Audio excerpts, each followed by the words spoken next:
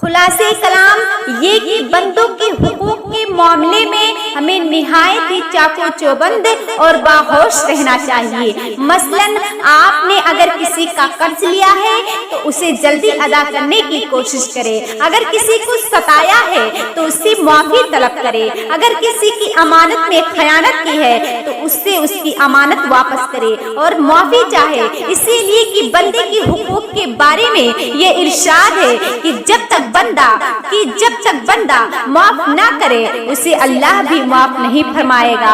آج ہمارے یہاں کسی کا قرض لے کر پچا لینا، کسی کا مال غصب کر لینا وغیرہ ایک عام شیوا بن کر رہ گیا ہے۔ مگر آئیے میں ایک سچا واقعہ آپ کو سناؤں۔ ایک بزرگ کا انتقال ہو گیا۔ ایک مرید نے خواب میں حضرت کو دیکھا تو پوچھا کہ کیا حال ہے؟ فرمایا اللہ نے تو مجھے اپنے فضل و کرم سے بخش دیا ہے، مگر میں نے فلاں آدمی سے ایک سوئی لی تھی اور اس کا پیسہ میرا ذمہ باقی رہ گیا تھا، لہٰذا میں اس قرض کی وجہ سے کچھ عذاب میں گرفتار ہوں، کیونکہ نہ تو میں ادا کر سکا اور نہ ہی اس نے آج تک معاف کیا، لہٰذا تم پہلی فرصت میں اسے جا کر ادا کرو۔ چنانچہ ایک وفادار مرید نے قرض ادا کر دیا۔ اب دوبارہ خواب میں اس بزرگ سے ملاقات ہوئی تو مسکرا رہے تھے اور فرما رہے تھے کہ اللہ نے مجھے مجھ سے اس عذاب کو دور فرما دیا ہے اور میں جنت کے باغوں میں ہوں۔ اے میری بھولی بھالی ماں اور بہنوں، آپ خود غور کیجئے کہ جب ایک سوئی کا قرض کسی کے ذمہ باقی رہ جائے وہ بھی بھول سے، تو ہزار نیکیوں کے باوجود انسان گرفتار عذاب ہو سکتا ہے۔ تو پھر ان لوگوں کا کیا حال ہوگا جو ایک سوئی نہیں بلکہ اپنے بھائی اور بہنوں کا ہزاروں لاکھوں روپیہ مار کر بیٹھے ہوئے ہیں اور دینے کی نیت بھی نہیں ہے۔ کوئی کسی کا زمین غصب کر رہا ہے، کوئی کسی یتیم کا مال ہڑپ کر رہا ہے، کوئی کسی کی دولت پر ناجائز قبضہ کر رہا ہے تو کوئی کسی یتیم کا مال کھا رہا ہے۔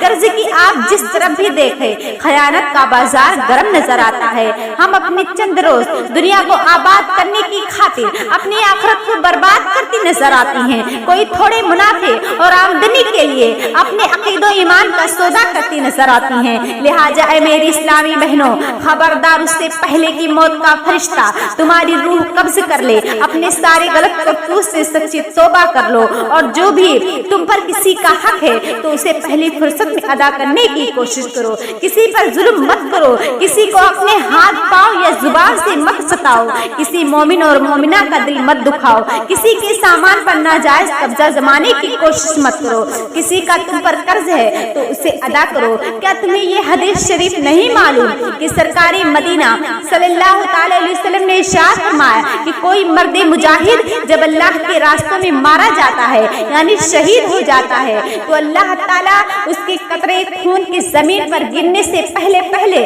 اس کے تمام گناہوں کو معاف فرما دیتا ہے، مگر قرض کو معاف نہیں فرماتا۔